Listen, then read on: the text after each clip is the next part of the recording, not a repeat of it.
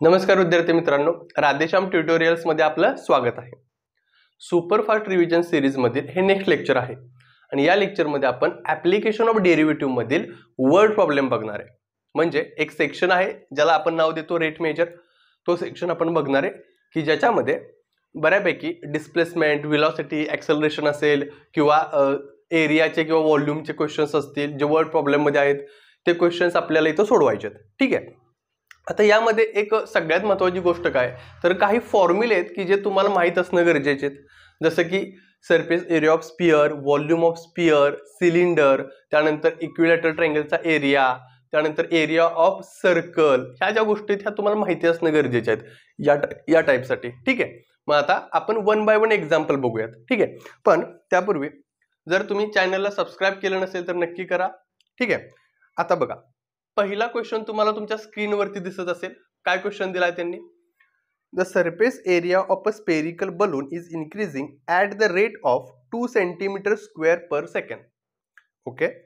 At what rate is the volume of the balloon is increasing Wien the radius of the balloon is 6 centimetre. आणि त्यांनी हा question जवळपास 3 वेळा विचारलाय. Correct आहे. फार सोपा क्वेश्चन आहे. दिलंय काय काय बघूयात, एक एक वाक्य बघूयात आपण. ठीक आहे. मग यामध्ये काय दिले बघा, the surface area of a spherical balloon is increasing, म्हणजे एरिया जो वाढतोय बलूनचा त्याचा रेट दिलाय. म्हणजे इथं गिवन डाटामध्ये काय लिहिणार सांगा. गिवन मध्ये आपण लिहिताना असं लिहिणार आहे, given D A by D T त्यांनी दिलंय. काय दिलंय? 2 सेंटीमीटर स्क्वेअर पर सेकंड. मग इथं म्हणताना तुम्ही असं म्हणा, ए म्हणजे सरफेस एरिया ऑफ काय सांगा, बलून. त्यानंतर व्ही म्हणजे व्हॉल्यूम असणार आहे. आणि त्याचबरोबर आर म्हणजे काय असेल सांगा, रेडियस असणार आहे. लेट म्हणून सुरुवातीला ते मेन्शन करा, म्हणजे बऱ्यापैकी आपण ही जे नोटेशन्स वापरणार आहे त्याची क्लॅरिटी मिळेल. ठीक आहे. मग आता rate of change of area काय दिलाय? 2 सेंटीमीटर स्क्वेअर पर सेकंड. तुम्हाला युनिट वरून पण लक्षात येत आहे. ठीक आहे. Okay. At what rate is the volume of the balloon is increasing, म्हणजे त्यांनी तुम्हाला काय विचारलंय की डीव्ही बाय डी टी विचारलंय की DV by D T at what rate, काय रेट असेल व्हॉल्यूम ऑफ बलून इन्क्रीजिंगचा, ज्या वेळेस रेडियस आर बरोबर किती सांगितलंय त्यांनी? 6 सेंटीमीटर सांगितलंय. क्लिअर आहे. मग आता वन बाय वन आपण सोडूयात बघा पूर्णपणे. तर आपल्याला जो सुरुवातीचा पार्ट माहिती आहे त्याच्यामध्ये सरफेस एरिया ऑफ बलून त्यांनी आपल्याला दिलाय. मग सरफेस एरिया ऑफ बलून सांगा काय असणार आहे, तुम्हाला माहिती आहे तो formula. Surface area of balloon, ठीक आहे, surface area of balloon A equal to 4 pi R square, हा फॉर्म्युला पाठ पाहिजे. आता हे झालं. यानंतर याचं डेरिव्हेटिव्ह काढायचं विथ रिस्पेक्ट टू टी. मग ह्याला म्हणायचं differentiate with respect to T. मग एचं डेरिव्हेटिव्ह येणार आहे D A by D T equal to 4 pi. तसंच त्याचबरोबर इथं आर स्क्वेअरचं डेरिव्हेटिव्ह येणार आहे 2r आणि आरचं derivative D R by D T. म्हणजे इथं कॉन्स्टंटचा पार्ट नाहीये, लक्षात घ्या. इथं आर स्क्वेअरचं पण डेरिव्हेटिव्ह काढायचं आणि एचं पण डेरिव्हेटिव्ह काढायचं. ठीक आहे. आता यानंतर तुम्ही इथं काय करू शकताय, तर इथं तुम्ही डी ए बाय डी टीची व्हॅल्यू पुट करू शकताय, काहीच प्रॉब्लेम नाही. सांगा काय येणार इथं डी ए बाय डी टीची व्हॅल्यू 2. इथं 4 पाय इंटू 2 इंटू आर. आता आर किती आहे बघा इथं 6 into D R by D T. Correct आहे. ओके. आता काय होणार सांगा, ह्या 2 ला हा 2 गेला, मग राहिलं इथं किती 1, म्हणजे 1 equal to 4 pi into 6 into D R by D T. आता हे मल्टिप्लिकेशन मी करत बसत नाही, सिम्प्लिफिकेशनला पुढे बरं पडणार आहे. मग डी आर बाय डी टीची व्हॅल्यू काढतो इथं, रेट ऑफ चेंज ऑफ रेडियसची व्हॅल्यू काढतो की जी आपल्याला पुढं यूज करायचे. मग 4 पाय इंटू 6 इकडे खाली आणतो, म्हणजे हे असं असणार आहे की 4 pi into 6 equal to D R by D T. याला इक्वेशन नंबर आपण काय म्हणूयात? 1 म्हणूयात. क्लिअर. ओके. आता हे झाल्यानंतर म्हणजे जो काय सरफेस एरिया दिलेला त्याच्यावरून आपण काय काढलं? D R by D T काढलं, रेडियसचा रेट काढला. क्लिअर आहे का? आता आपण काय घेणार इथं? व्हॉल्यूम. आता तुम्ही पहिल्यांदा असा विचार केला असेल की व्हॉल्यूम ऑफ बलून घेतला असतं तरी चाललं असतं की? हो, चाललं असतं, काय प्रॉब्लेम नाही. फक्त तुम्हाला D R by D T तिथे मिळालं नसतं.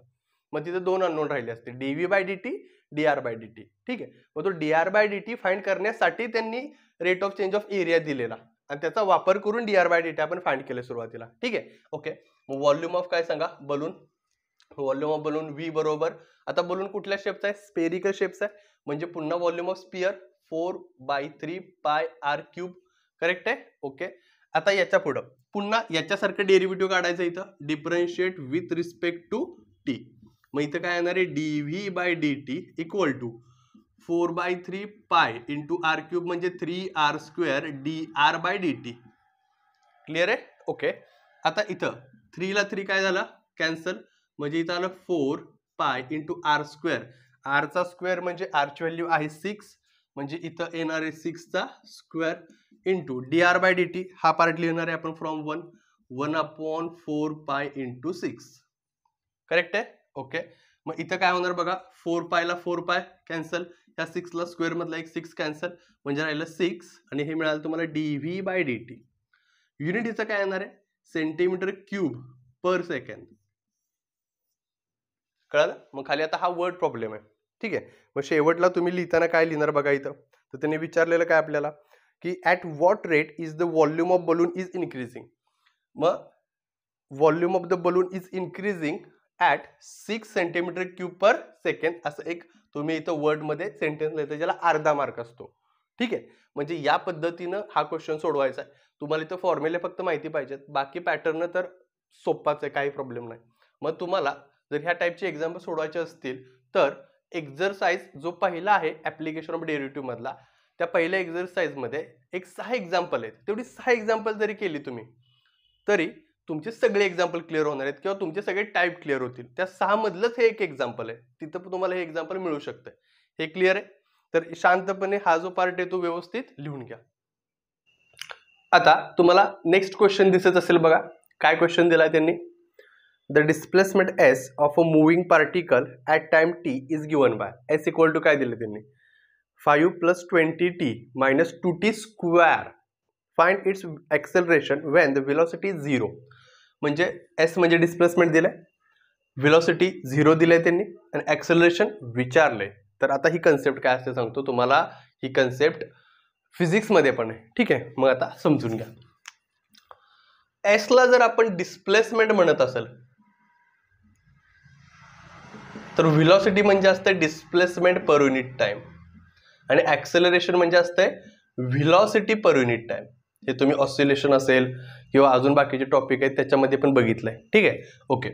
मग आता त्याच पद्धतीनं एस म्हणजे डिस्प्लेसमेंटचं इक्वेशन त्यांनी दिलंय. मग एस इक्वल टू आपण लिहून घेतलं 5 + 20t - 2t स्क्वेअर. तर ह्याचं व्हेलॉसिटी काढायची असेल याच्यावरून, तर ह्याचं derivative with respect to T करणं गरजेचं आहे.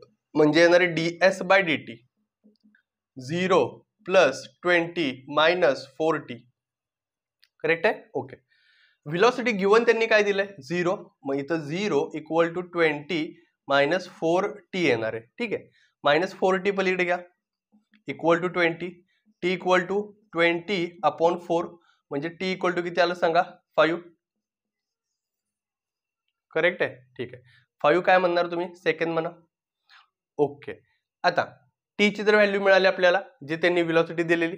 आता ह्या व्हेलॉसिटीचं ॲक्सेलरेशन काढताना काय करायला लागेल, डेरिव्हेटिव्ह काढायला लागेल. मग व्हेलॉसिटीचं डेरिव्हेटिव्ह कसं येणार बघा, तर डीव्ही बाय काय सांगा, डी टी. ह्याचा अर्थ जर तुम्ही ह्याचं डेरिव्हेटिव्ह काढलं म्हणजे काय की D by D T of 20 - 4t. तर इथं काय येणार सांगा, तर इथे येणार आहे 0 - 4.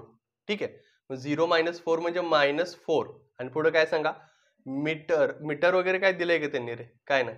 म्हणजे इथं युनिट जर द्यायचं झालं तर युनिट प्लस सेकंड स्क्वेअर किंवा एवढंच ठेवलं तरी चालतंय. हे तुमचं काय असणार आहे, ॲक्सेलरेशन असणार आहे. क्लिअर इथपर्यंत. -4 म्हणजे ॲक्सेलरेशन, म्हणजे हे थोडक्यात रिटार्डेशन आपण याला म्हणतो. हे लक्षात आलंय पूर्णपणे तुमच्या. म्हणजे या पद्धतीने एक्झाम्पल आहेत की जे फार सोपे आहेत, जे तुम्हाला इझिली सुटू शकतात, काहीच प्रॉब्लेम नाही. फक्त तुम्हाला कन्सेप्ट त्याच्या मागचे माहित असणं गरजेचे आहे. ठीक आहे. मग हे व्यवस्थित लिहून घ्या. तुम्हाला आता तिसरे एक्झाम्पल दिसत असेल बघा.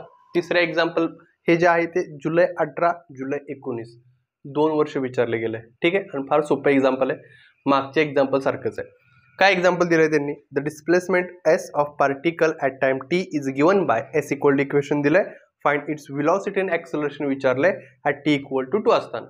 टीची व्हॅल्यू ऑलरेडी दिलेली आहे. मग मला सांगा आता तुम्हाला एस माहिती आहे, व्हेलॉसिटी कशी काढायची असते, व्ही बरोबर velocity equal to ds by dt, बरोबर आहे का? मग एसचं डेरिव्हेटिव्ह सांगा काय येणार इथं, तर एसचं डेरिव्हेटिव्ह येणार आहे 3t² मायनस 8t मायनस 5, बरोबर आहे? मग velocity at t equal to 2 सांगा, v इक्वल टू काय येणार आहे 3 इंटू 2चा square minus 8 into 2 minus 5, correct आहे? ओके, मग इथे येणार आहे 3 इंटू 4 मायनस 16 मायनस 5, इथं आलं 12 मायनस 16 मायनस 5, आन्सर काढा बरं याचं, किती येत आहे -9, ही आली व्हेलॉसिटी, करेक्ट आहे? ओके, त्यानंतर पुढं तुम्हाला फाइंड करायचं आहे ॲक्सेलरेशन. ॲक्सेलरेशन म्हणजे velocity with respect to time, म्हणजे जी व्हेलॉसिटी आली आहे इथं, ठीक आहे, 3t² मायनस 8t मायनस 5, त्याचा डेरिव्हेटिव्ह काढा फर्दर, सांगा किती येणार इथं, मग 3 2 चा 6t minus 8, acceleration at t equal to 2, acceleration 6 into 2 minus 8, 12 वजा 8 म्हणजे किती येणार आहे 4, क्लिअर इथपर्यंत? मग velocity and acceleration at t equal to 2 तुम्ही खाली सेंटेन्समध्ये लिहू शकता, फार सोपा पार्ट आहे, काहीच अवघड नाही आहे, ही पण व्यवस्थित कॉपी पेस्ट करून घ्या. तुम्हाला जो आता नेक्स्ट क्वेश्चन दिसतोय तो क्वेश्चन काय दिलाय बघा, a stone is dropped into pond, wave in the form of circles are generated and the radius of the outermost ripple increases at the rate of 2 inches per second. How fast will the area of wave increases? त्यामध्ये दोन प्रश्न दिलेत त्यांनी, एक दिले when radius is 5 inch आणि after 5 second. म्हणजे त्यांचं म्हणणं काय, त्यांचं म्हणणं असं आहे की जर rate of change of radius 2 inch per second असेल, म्हणजे काय बघा, गिवन डाटामध्ये त्यांनी काय दिलंय, given dr by dt two काय सांगितलंय इंच पर सेकंड. ओके, तर त्यांचं असं म्हणणं आहे how fast will area of the wave increases, म्हणजे काय, तर dA बाय dt किती असेल, आणि त्यातला पहिला प्रश्न आहे प्रश्न क्रमांक 1, म्हणजे कंडिशन 1, प्रश्न क्रमांक 1 नाही कंडिशन 1, की ज्या वेळेस रेडियस 5 इंच असेल त्यावेळेस काय असेल चेंज ऑफ एरिया, आणि दुसरी कंडिशन आहे त्याच्यामध्ये, आणि आफ्टर 5 सेकंड, आफ्टर 5 सेकंड नंतर एरिया काय असेल, क्लिअर आहे? ओके, मग आता त्यातला जो काय मेन पार्ट आहे तो समजून घेऊयात. स्टोन टाकल्यानंतर ना सर्क्युलर फॉर्म मध्ये वेव्ह जनरेट होत आहेत, बरोबर आहे, म्हणजे शेप कुठला आला, सर्क्युलर आला, म्हणजे तिथं एरिया कुठला येणार आहे, एरिया ऑफ सर्कल येणार आहे. मग आता इथं आपण म्हणणार की एरिया ऑफ सर्क्युलर वेव्ह सांगा ए इक्वल टू काय येणार πr², ठीक आहे. मग आता याचा डेरिव्हेटिव्ह काढणार आपण, कारण dA बाय dt आपल्याला फाइंड करायचं आहे. मग डेरिव्हेटिव्ह काढायचं, डेरिव्हेटिव्ह येणार आहे differentiate with respect to t, याचं डेरिव्हेटिव्ह येणार dA by dt equal to pi तसंच r² चं 2r dr बाय dt. मग इथं आलं पाय इंटू 2 इंटू r किती आहे 5 इंटू dr बाय dt त्यांनी दिलंय 2, ठीक आहे.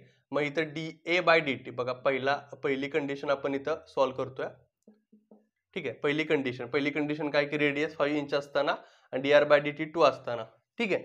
मग dA बाय काय सांगा इथं येणार आहे dt येणार आहे. मग dA बाय dt किती येते बघा, 5 2 चा 10 20 पाय येणार इथं, आणि इथं येणार inch square per second, area असल्यामुळे इंच स्क्वेअर पर सेकंड.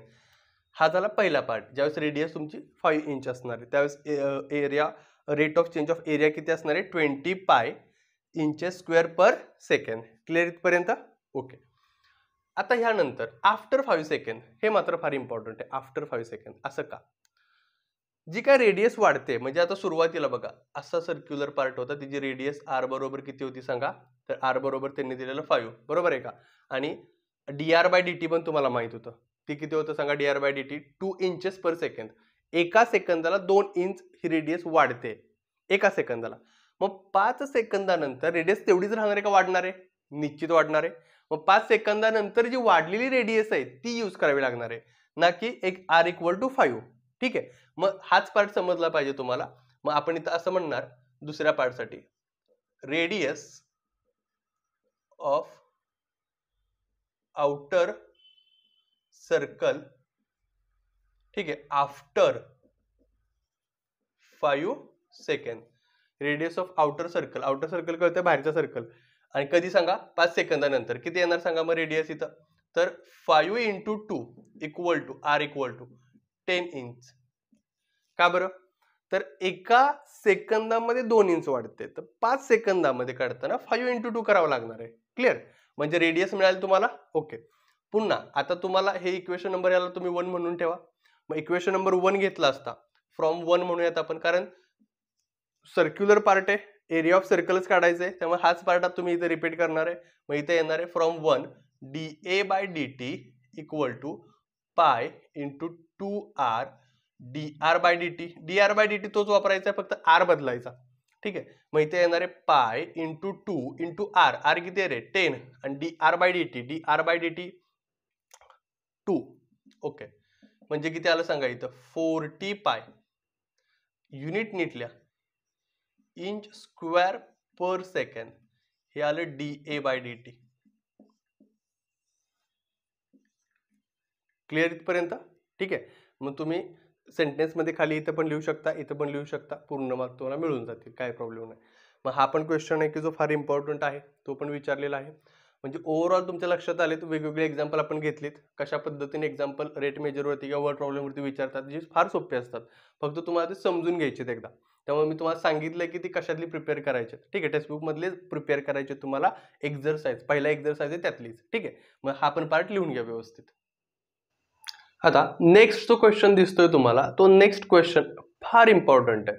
ठीक आहे, कारण ह्या एका क्वेश्चन वरती तुम्हाला बऱ्यापैकी फिरून फिरून क्वेश्चन विचारतात, नंबर बदलतात, तोच क्वेश्चन असतो, डायग्राम तीच असते, फक्त कधी तुम्हाला याच्यातला एक रेट विचारतात, कधी दुसरा रेट विचारतात. ठीक आहे, म्हणजे पूर्णपणे मी सांगणार की कशा पद्धतीने विचारला जाऊ शकतो क्वेश्चन. तर मग हा एक क्वेश्चन केला की या टाइपचे सगळे क्वेश्चन तुम्हाला जमणार आहेत. फक्त ही जी डायग्राम आहे, ते डायग्राम तुम्हाला एकदम परफेक्ट माहिती असली पाहिजे, त्याच्यामध्ये कशाला काय म्हणतात ते माहिती असलं पाहिजे. ठीक आहे, ओके.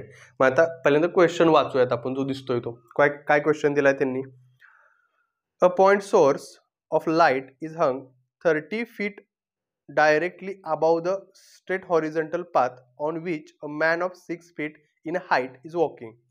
म्हणजे थोडक्यात हे डिस्टन्स किती दिले त्यांनी, 30, आणि मॅनचे हाईट ते किती दिले, 6. ठीक आहे, ओके.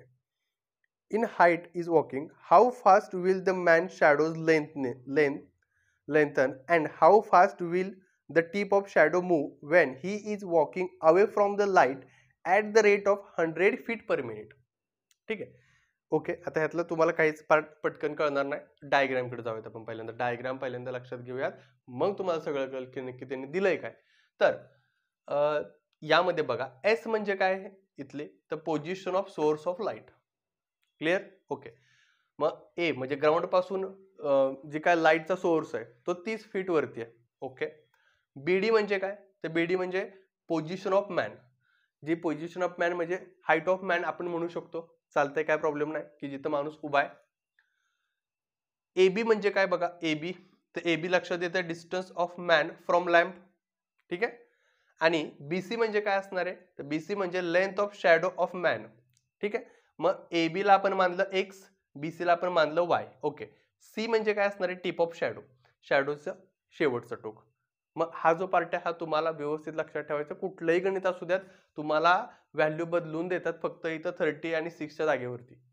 बाकी क्वेश्चन ॲज इट इज असतो, गिवन डाटा पण तोच असतो. त्यामुळे इथं तुम्हाला ही डायग्राम अगदी पाठच केली तरी चालते. की पाठ म्हणजे काय, इन सेन्स म्हणजे S, A B D, A B, B C आणि सी कशाला काय म्हणायचं हे लक्षात आलं पाहिजे. आता त्यानंतर जो क्वेश्चन विचारला जातो, तो क्वेश्चन काय विचारला जातो, एक तर तुम्हाला विचारतील की rate of man walking away from light.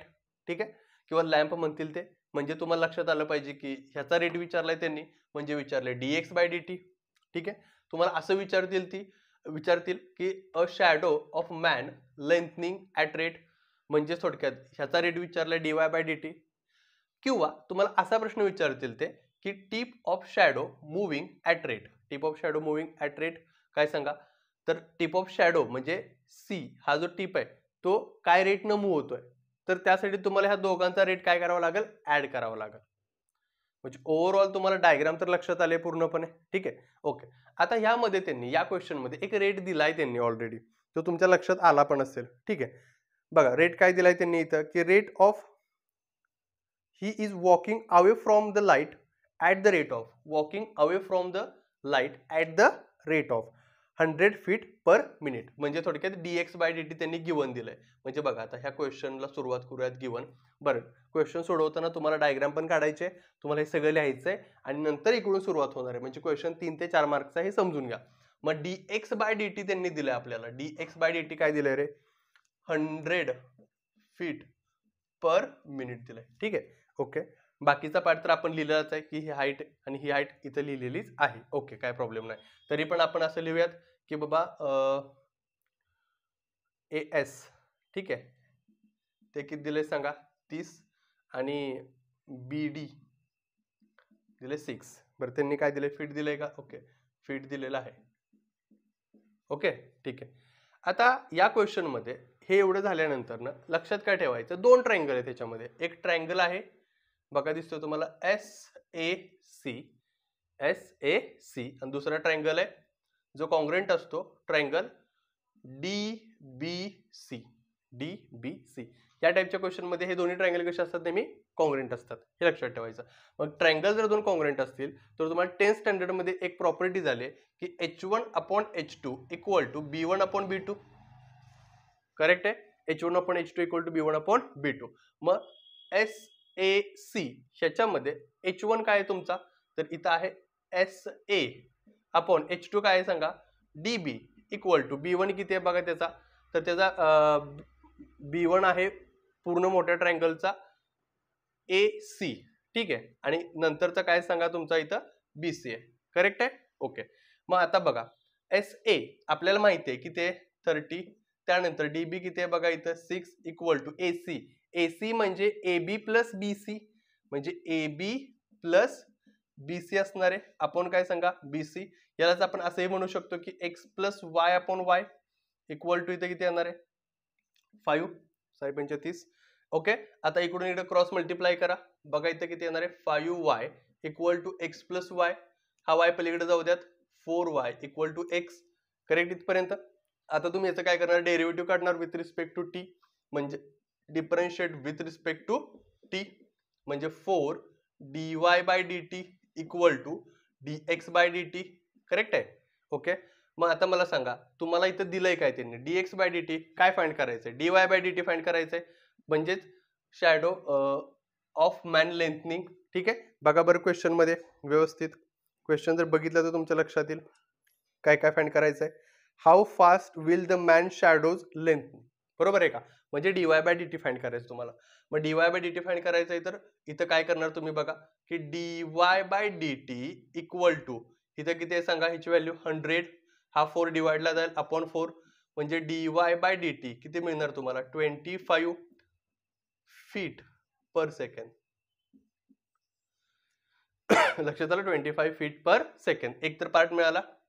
आता बघा ह्याच्या खाली तुम्हाला पुढचा क्वेश्चन त्यांनी काय विचारलाय अजून, की त्यांनी अजून विचारलाय how fast will the tip of shadow is moving. How fast tip of shadow move.